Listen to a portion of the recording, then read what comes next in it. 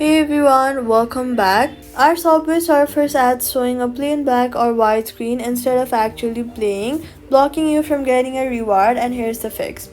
First, force close the Subway Surfers app completely from your recent apps and then reopen it, since a stock ad session often clears on a fresh relaunch.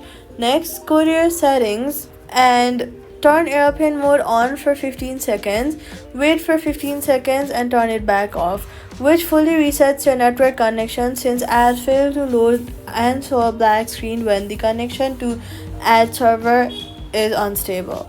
After reconnecting, try watching an ad again. If it's still blank, then go to your settings app, go to general, go to iPhone storage, search for Free Fire in the list of apps, tap on it, and then tap offload.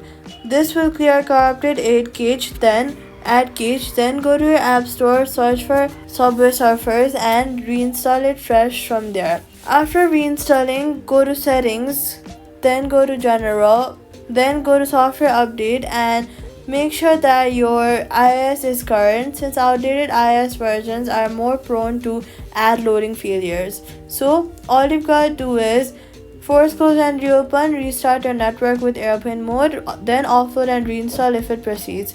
Ads load properly again and that's it. Subscribe.